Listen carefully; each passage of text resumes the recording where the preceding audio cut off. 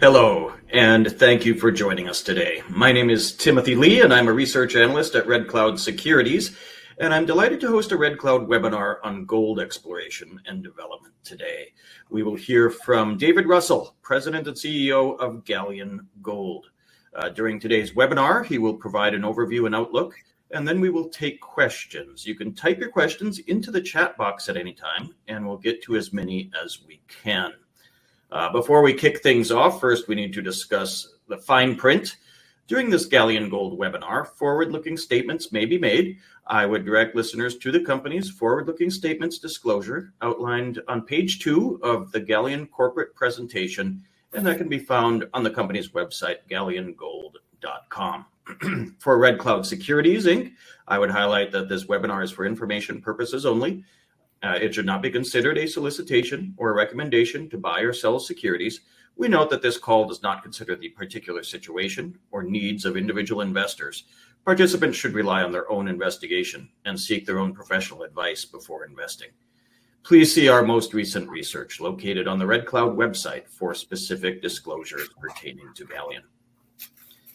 So we have Galleon Gold presenting today. The company is focused on advancing its West Cache gold projects, located just outside Timmins, Ontario, where the company has delineated a resource of nearly 1.5 million ounces of gold and completed a robust economic assessment.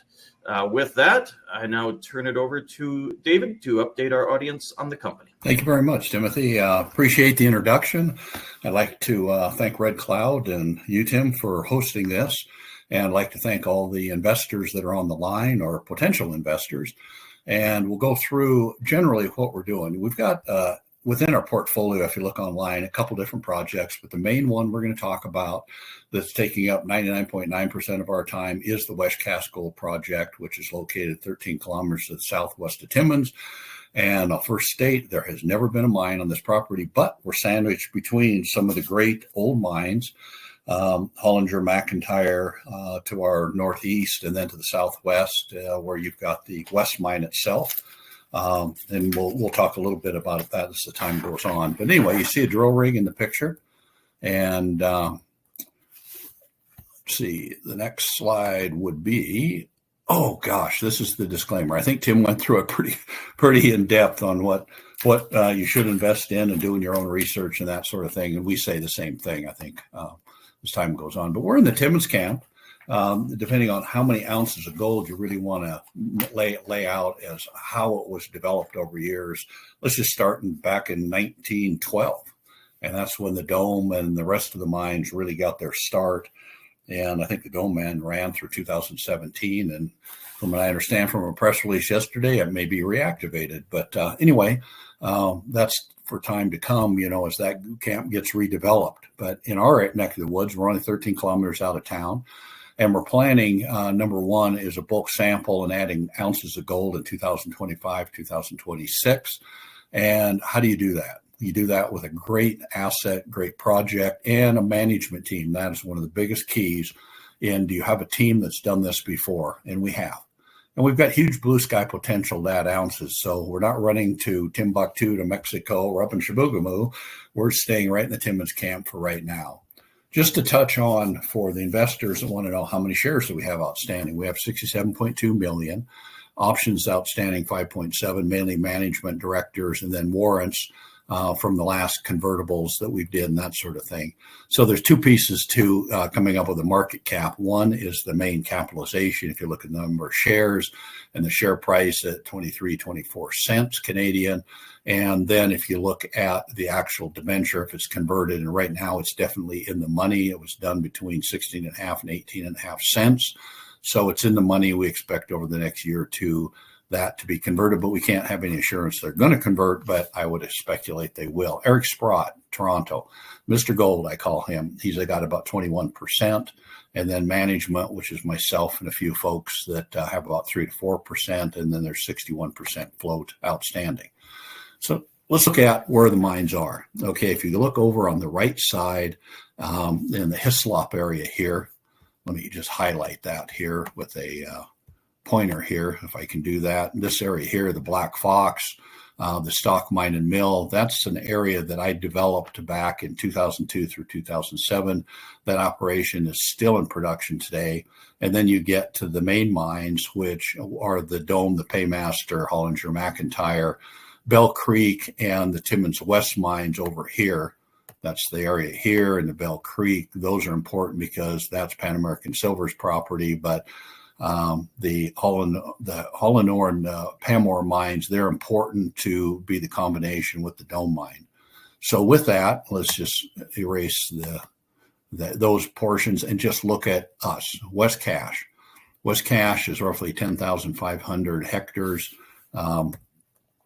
in this area here, and then we'll blow it up so you can just see that area here. The area that we actually focused in on here was in the yellow, and that's the one that's got 1.56 million ounces of gold, and roughly about 573 core holes make up about 243,000 meters of drilling. And then you see some other areas called West Cache Ogden property, West Cache Price property. Those have not been drilled yet. Or they have high potential? Probably. There's a couple good outliers here along the fault structures to indicate that, but we're going to stay right in the area where the yellow is and the dark purple area that's a northeast-southwest trend, and it trends and aims right back at the Timmins West complex there. So that's where we're located. We've done a lot of permitting. We've gone to lease on the property, and we'll talk a bit about the permitting as we go here. Now, the PEA. No, we did that 2022-23 timeframe. And what I want to tell you about PEAs, they're just a snapshot in time prior to doing pre-feasibility to feasibility work. Why would we take a project underground, do bulk sampling to do pre-feas to feasibility level work?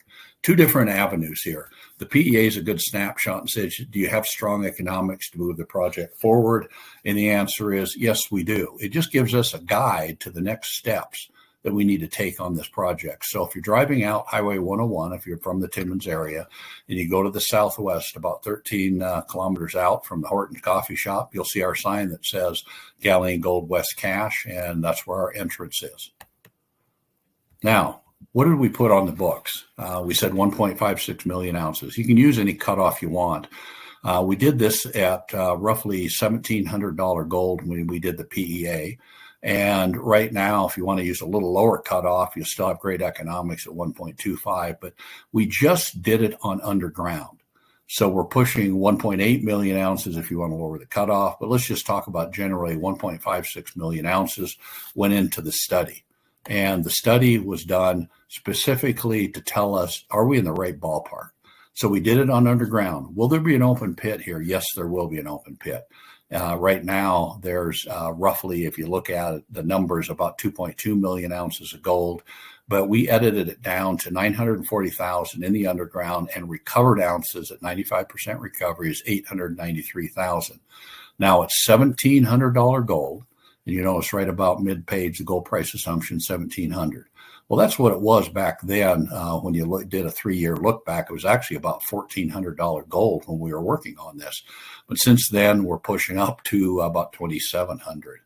378 million pre-tax at a 5% discount, and then after tax you're looking at about 240. But the key is we had 11 years of mining just on the underground end of it, and the capital would be about 150 million to bring the project into production. But we've opted to do some of the capital development now, which will be called a bulk sample. So total would be about 30 million, of which we've spent about 4 million right now on the permitting and getting the project ready to go for the permits and posting the bond. That'll come shortly. Now, if you want to look at taking a price drop down to 1,500, you see where the number is at 1,700. It's the one numbers I just quoted. And if you want to look at today's numbers, it's somewhere between 2,700 gold in the U.S. to 2,800. You're dealing with 1.2 down to $1 billion. That's a 5% discount. If you undiscount it, it's over $2 billion on this project. So we've got a very robust project. Good internal rate of return, anywhere from, let's say at 1,700 at 26%. And if you want to jump it up to the 27, we're looking at 65% rate of return.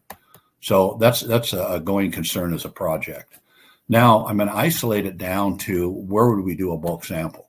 First of all, if you go 1,000 meters either side of our structure here, you're going to see about 8 different shears.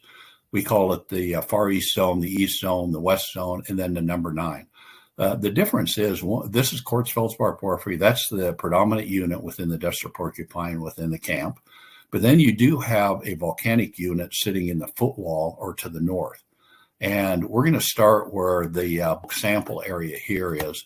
Let me highlight it here. Oops. Right in this area.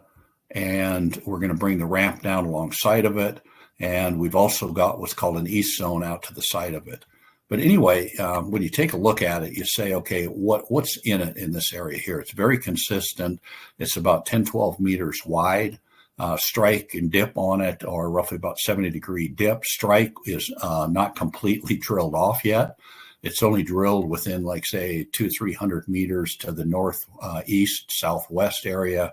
But yet you're looking at grades of anywhere from 7 grams across 9 meters, 7.4 at 10 meters, 8.6 at 10 meters, 9.4. Very robust system within here. Years ago, it was actually drilled off within the West Deep area. They found this structure, but they didn't follow it up dip. They really didn't know what it was.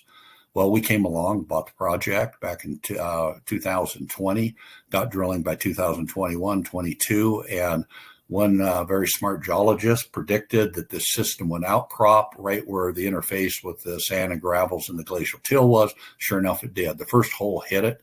So anyway, we've got a predominant structure here that is very manageable when you're starting with a bulk sample, or saying that's how you start your operation, is within that area here.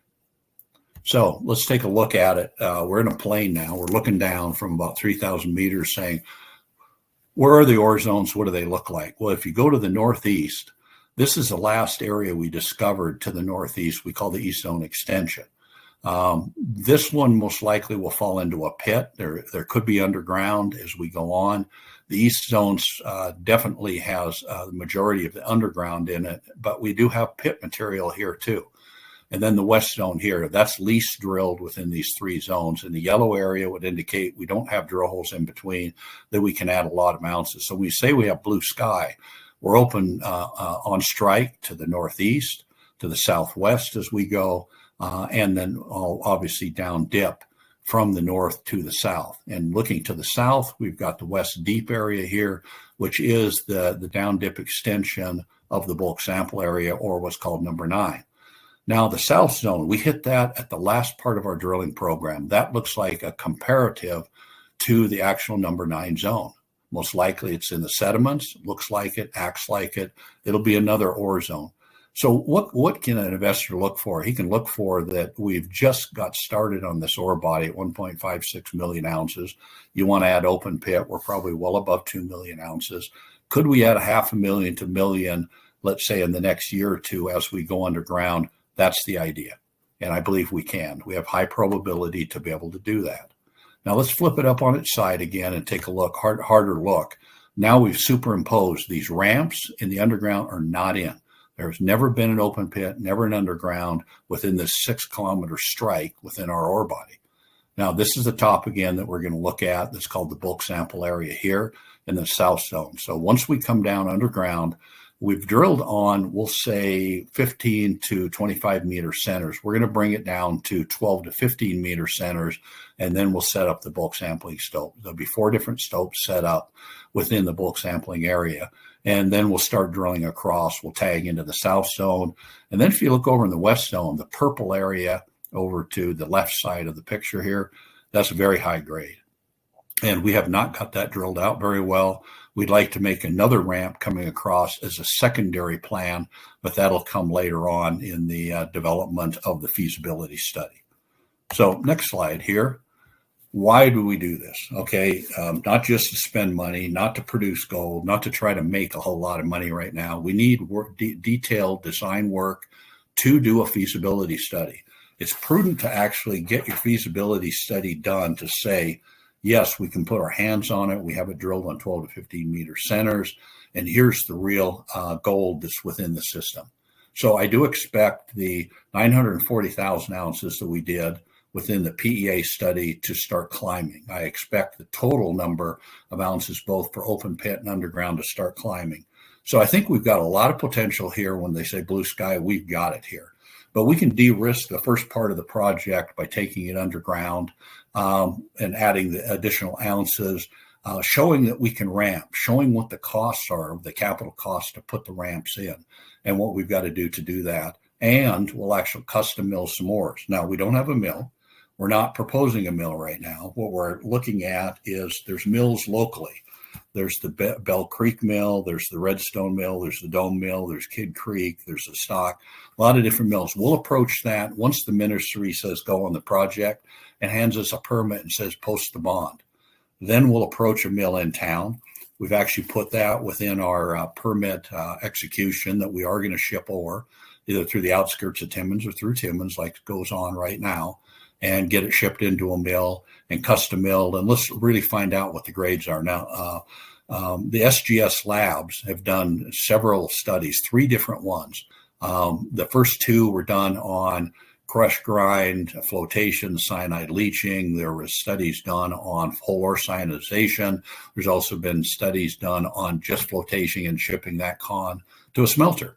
So anyway, like the only one that would fall under that category, shipping to a smelter, is Kid Creek. Do they have capacity? They sure do. They've announced they're shutting down in 2026, but that gives us plenty of time between 2025 and 26 to say, hey, can you mill our ore for us? But the other mills, whether it's Bell Creek, the Dome, Stock, they pour doré there, which is fine too. That's what our studies isolated it down to, that you're going to get anywhere from 93 to 97% recovery. And when we actually do our numbers on the bulk sampling, we use 92% recovery on it. So when you see the number here, it said gold ounces that you produce at 86,000 tons at 8 grams. The diluted factor down, don't use the 8.13. It's going to be about 7.2 by the time you get the losses in there. So the actual number will be sold gold at just under 20,000 ounces of gold to go into the feasibility study. Okay, here's the bulk sample. Okay. This is all schematics done by Nordman. I'm sorry, I don't have a 3-dimensional moving model for this presentation, but we usually show one. And what it shows is doing the box cut or the top portal area here, where the ramp's brought down at 10-12% grade. It'll be roughly about 1,250 meters to the actual layout of what we call the 150 meter level, the 180 meter level, and 210. So it's split up into 3 different levels that we put in for the full 2,500 meters of development. And then you got the ventilation rays going up. So totally the project when we started was 30 million. We spent 4 or 5 million so far on the permitting, all the geotech work, all the drilling, everything we needed to get ready for this project. And then we're going to have to put in another 25, 26 million of the project itself to make this fly. And, you know, if you want to know what is all the development underground, it's actually split up into different categories. We use surface work at, say, about 5 million. We use underground development at another 11. We use the capital for underground drilling, the mining, getting on close space centers with the drilling. That'll be another 5.6. And then the direct shipping of the ore, the processing costs and that sort of thing, about 6. When you get done, the whole thing adds up to about 28 to $30 million. And how much revenue are you going to pull off of that? Well, you're going to pull about 75 million Canadian off of that if everything goes right for that. So it should pay for a lot of the project and the feasibility work that we're going to be doing. So we're not trying to actually pay for a whole mine here. We're trying to actually create enough data, a data set that says this is the proper feasibility and the footprint that to develop the whole project from A to Z. Now, to do that, you've got to actually submit to the ministry a plan. So we've submitted documents that are very deep, I guess you should say, to the ministry. And this is the layout plan. And that's really what you're permitting. You're permitting the reclamation of the we'll call it the power drops, the administration area on the left side of the picture, the water piping, the roads over to the shop area to where the portal is. That's called the box cut area. and then you start your ramp down. And over to the right side of it, you'll see stopes, 22,600 ounces. And then you'll see explosive storage. There's other waste rock stockpiles. The waste rock is characterized. A lot of the geotech work did that for us. And then we have the ore stockpiles. But one of the big keys is the settling ponds and polishing ponds. Before you can release any water, you've got to put it in ponds. We've got to build those ponds. So the build out on the surface is about $5.5 to $6 million to get that done. But you've got to permit that. Now, have we got the permits in hand? Not yet. We supplied the whole reclamation plan, the footprint, everything to the ministry a little over a year ago. And they've been working on it. And we've done a lot of work with not only the ministry and our consultants, Night and Peace Hold Story, Nordman, the First Nations consultations. I might mention that we've got 5 different groups. We've got Matagami, Flying Post, TNT, Brunswick House, and Métis. We've had all consultations with them. We're completed on that for the ministry and supplied our documentation for that. Now, remember, this is not an IBA agreement. This is an agreement that says we've had consultation. We will continue the consultation all through this project. We will update all the different groups of the First Nations of what we're doing, how we're doing it, and getting prepared for final permits, let's say 24 months from now, when the full mine goes into production or is built. That'll be a different set of documents, different negotiations, different consultations as we go. But we'll keep it up as we go. Now, from there, we go to what is the final closure plan and assurance? Well, the final assurance, which is your bond, is $1.4 million. We will have to have other construction permits, which we're working on right now. Those are the local ones, the air and the water, the bugs and bunnies, everything else that went within the project, and also negotiating a mill agreement within town. Who do we go to? And then the project financing. I can't tell you till I get a final permit, and I can't tell you exactly when the ministry will be done. They're working diligently. They've got a lot of projects. They've got, a lot of green energy projects within Ontario, and George Perret, I think he's up to his ears in projects, but he's happy about it. He's developing Ontario. He's taking things forward within Ontario's jurisdictions. We hope to see that within the next week, 2 weeks, whatever it's going to be. Like I said, they're working on it. And we're completed on what we have to deliver to the ministry, and we're completed on the negotiations with anything that had to be changed within the agreements. And like I said, we had the consultations with the First Nations. So we're completed on all of that. We're just waiting on pins and needles to finish off the permitting and then get started. And by getting started, number one, I've got to have mill contracts. I've got to have project financing, which I am working on from the backside. Until I have the permit, I can't trigger anything. And then exploration potential. We've got to get back to drilling on the surface again, but we'll do that after we start the project up. Once we've got that running smoothly, got it under control. Ryan Lougheed's our general manager. He's got a lot of work to do. Then we'll bring the MPLH or whoever's going to do the drilling, both from the surface and underground, back on site. So we've got a lot of things in the fire here, but number one, you probably want to know, what's the schedule? Okay, if you look at the left side, permitting plan closure, this is where we're waiting for the ministry to say go on the project. That should be very soon. And then we've got the pre-development, which is more of the surface infrastructure, the box cut, the roads. There's a lot of things you have to do. It takes about 3 or 4 months to get that rocking and rolling. And then you've got the rest of 2025 that will be driving the ramp down to the ore body. We'll be drilling on close space centers. Then we'll set up on 3 different levels the actual internal access over to the ore body, and then the long blastable open stopes will be set up from there. So will we produce any gold ores for shipment? Yes, we will, toward the end of 2025 and into 2026, and then we'll process gold ores from there. So the timing really is to say go with the permit that should be issued fairly soon from the ministry, or at least the invitation to file your final permits, post your bond, and then get started with the project. So it's not real simple, but once they issue it, you post the bond, and then you have a waiting period. It's usually 45 days for everything to flesh itself out. We've been in the process for a long time. It may not be the 45 days, but we will see. And then once we get done with all our work here, we're going to be feeding into a feasibility study. And hopefully it all meshes in with continued mine development as you're going for your full permits on this project. So, this is pretty exciting. It's the first steps to getting a mine started with the development, the feasibility work, and saying, yes, we have a real mine. But the one thing that's really helped us out as we move ahead is we got strong support for the community. We got strong support from the ministry on this project, and 5 different First Nations gave us their support to do this project. So we feel comfortable that we will have the next mine in Timmins coming online. Let me go on to the next slide here. And you can't do it without people. That is one of the biggest keys right here. How do we do this? Well, number one, I've done it in Timmins before with several people. One of them was Ryan Lohe, the general manager. He helped me build Black Fox from 2002 through 2010 and bring it into full production. Like I said, that mine is still in production today. They've got a mill, the stock mill that we bought, and we completely rebuilt that one from 800 to 2,200 metric tons a day. So we've done this before. We've got a team of geologists led by Nate Tewall and Leah Page. Great geologists. They are truly structural gold geologists. They love this area here. And then in Toronto, we've got Lisa Buchan. She's my right-hand person that helps me out with everything from the board to the corporate end of it. And then Sonia Agostino, the chief financial officer.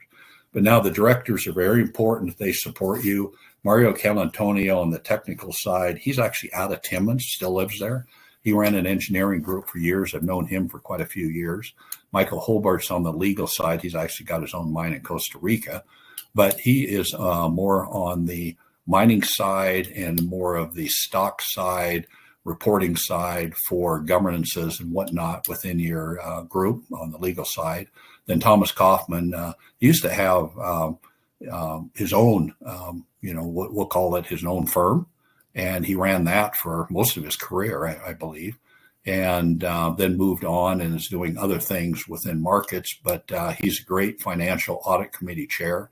Gerhard Merkel is one of the appointees from Germany, from an 8% shareholder out there. Dick Nana has worked with me on the geological side. He was instrumental in putting the ounces of gold on the books for Black Fox. But he's retired, but he's a real supporter of ours, loves the Timmins area. Then JT O'Neill, he's on our Finex technical side. He actually worked with Eric Sprott on the Jarrett Canyon sale, on that sort of thing. But he also worked with me in other companies. So by default, he ended up with Eric Sprott, but he's a great asset on the financial side and works great with Thomas Kaufman. Again, the finance guy from M Partners.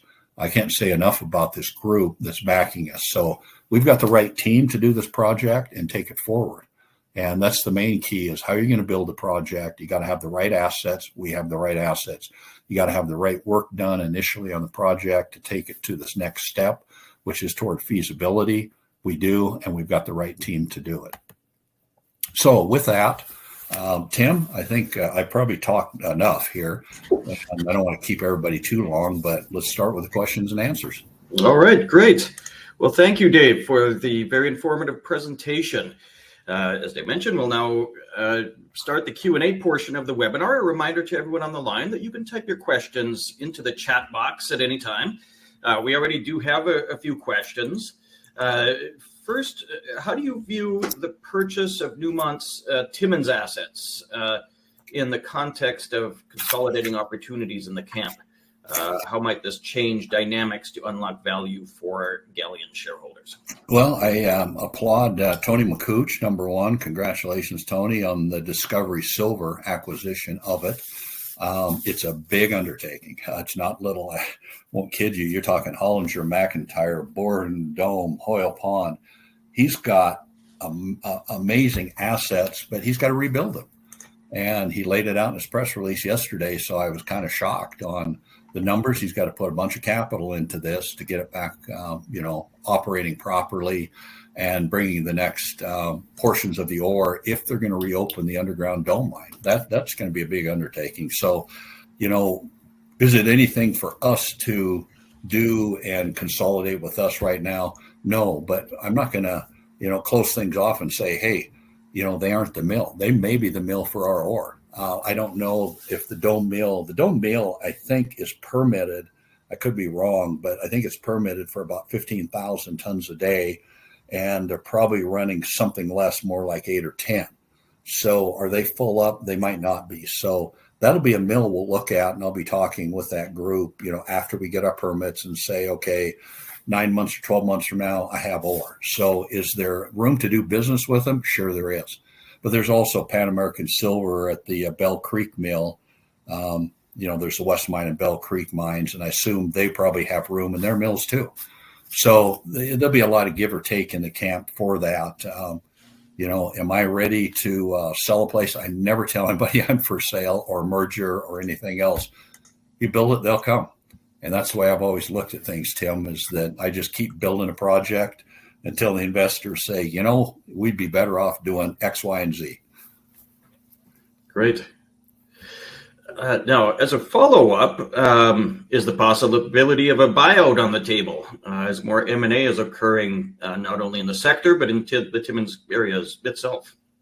There's always room for more acquisitions from us, buying the next door neighbors, the exploration plays.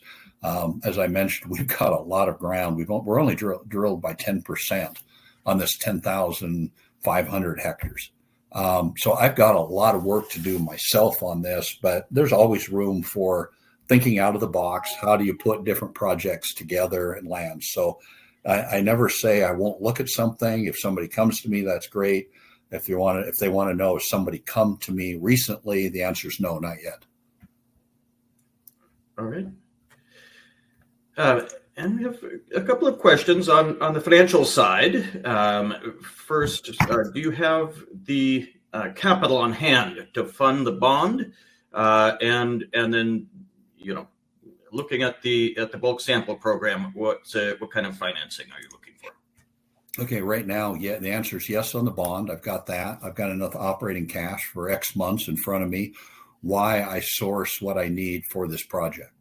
I'm looking at different things. You can always throw out the Aromets, the Macquaries. I talk to all of them about that over time, but I can't really get serious until I have that permit in my hand. So once the ministry calls and invites me in to go final, I call it, on the reclamation plan, file that, and then I post the bond with them, which I'm hoping will be fairly soon. Once I do that, then I can make some key moves on financing. Now, could that be forward sales of gold? Could that be an offtake agreement, whether it's with Glencore or Macquarie or somebody else? It could be any of the above or a combination. I noticed, an example would be this, the press release yesterday from Discovery Silver. I thought that was very innovative. They did quite a few different pieces of financing with Franco and whatnot to actually get the whole schematic put together, so to speak. It was kind of like probably a Rubik's Cube putting that together and keeping the tiger from being overloaded, so to speak. But that would be an example of, you got to, keep your mind open how you finance it. It usually will not come from one source. It'll come from several. Okay, great. And we have a question on, looking at the mining. Will it be contract mining that you'll be utilizing for the project? Yeah, the thought right now is contractor. We have not thought about doing it ourselves. Have I run mines by myself before? Well, usually what you do is start with the contractor, get your infrastructure put together, put the initial accesses, whether if it's an open pit, you strip the pit with contractors. If it's underground, you put the ramp systems in with contractors at that point in time. And then you negotiate their exit, whether it's a year from now, 2 years from now, when you're going to actually take over. We did that at Black Fox. We started with contractors and then moved on ourselves and then ended up operating ourselves. But that's usually the template you utilize. So the answer is most likely right now, yes, we're using a contractor. How many contractors are we using? On the bid side, we've soft bid it, I believe, to 6 or 7 different contractors. We don't leave anybody out. We want everybody to put their best foot forward on what they can do. But if it's local and it will help the locals, we'll look at local. By local, I mean in the Timmins areas within the camp to Sudbury. That's where we'd like to draw on, because they've got the localized people. They've got the equipment local. There are bigger contractors from Manitoba and different areas, yes, we'll let them bid. But right now, we're not saying who it may be. We'll final bid it probably in the next 3 or 4 months. Okay, great. And one question, what's the biggest challenge you faced in permitting? And had you anticipated it taking as long as it has? I always am surprised on the positive and negative side on permitting. When you think you're all done, there's always something they want you to go back for. And if we're looking at Story Environmental, we've been back to them 3 or 4 times while we were rearranging the actual application because whether it was the ministry wanted to see something slightly different or maybe the First Nations wanted to see something different, we did go back and forth. So I'm never surprised that we're going to have to do that. The length of time, I'm surprised, according to the norm, it should take a little less time. But I also understand that, we've got an EV push on green energy, that there's a whole lot of other mining that there wasn't 5 or 10 years ago. And the minister and his group, they've got to divide and conquer, I guess, so to speak. They only have so many people and so much time on their hands to cover each one of them. But I think we're in the final stages of our process to get permitted. And like I said, we've been at it a little over a year now on this end of it. I hadn't expected it to take this long, but I'm not miffed that we're taking the time and doing it correctly. And we've also had market changes within that period of time, which probably is on the positive side. Though there 2 years ago or 3 years ago, there wasn't a lot of money out there. And today there's a bit more on the financing side that can be negotiated to get a better deal for the investor. All right, great. And then we had one question that's a little more open-ended, but also what are the biggest challenges to moving the project forward overall? Obviously permitting is one, but also looking at the capital markets or financing availability, or are there other mysterious hiccups that are challenges to moving forward? Well, what keeps me awake at night is all of the above. First it's the permit. When are you going to get the permit? Then when it says go, everybody panics and says, okay, now we got to finance the project. How do we do that? I've got to get a mill contract. So there's a lot of pieces to the puzzle that they're challenges. I don't think they're problem challenges. They're good challenges to have. Is who's going to actually mill the ores for us? That will be a key once you're permitted. And who's going to be the contractor? How are they going to work with you? Are they going to be good to work with? That sort of thing. There's a lot of things that go into that. So I think we'll be very busy for the next 4 or 5 months once we're permitted and we're set up and ready and we're starting the power drops from the power company. I just might add, we've already worked with the power company on power drops. We know exactly what needs to be done. They've done their soft bidding on what they need to do. So I think we're ahead of the game, and we kind of know the steps from doing Black Fox before. We know exactly how to do it, when to do it, and that sort of thing. But you can't forget that we have local permits that we're working on with the local officials on the water and noise and dust and things like that. All that has to mesh together in the next 2 to 3 months to say we're going to bring this thing online, the bulk sample the way we like to do it. So there's a whole lot of things that keep me up at night, but I take one at a time and we work together as a team. Like I said, Ryan Lougheed's done this before with me. I've got Lisa Buchan. I've got my geologist. Everybody has done this before, so they know their roles and what they've got to do. So there's no one thing that will be a tripping hazard. It's just a matter of how we execute the plan. Okay, great. And one question came in is what First Nations agreements do you have in place? Are there any remaining? Yes, it's mainly the MOU, Memorandum of Understanding. And what that does, it gives them a cut, so to speak, on the drilling or the footage on what we're doing. So they're going to get paid, and they split it up. Some of them opted not earlier on, didn't want to take as far as the core drilling goes, but I think all 5 will participate this next round when we offer money. I mean, they should take the money. That's what they'd like to do, to be participants. Now, will there be anything else when we get to the IBA? Sure. There'll be a lot of parts of the agreement that are not in place right now that will actually be negotiated out as a a whole or part or whatever it is, as we take that forward. Great. And I guess one closing question, but more of a kind of a review. What are some key news items that we might look forward to over the coming months from Galleon? Okay, the biggest item that will be coming is once we get the okay or the nod from the ministry that says we'd like you to go final on filing your final reclamation plan or closure plan for the project. So that keep in mind, there's a closure plan in the future for the full mine project. This is only for the bulk sample. Once they say to go final, and we're hoping that's very soon, you'll see that, and you probably see the addendum that says we filed the bond also. That's got to go hand in hand.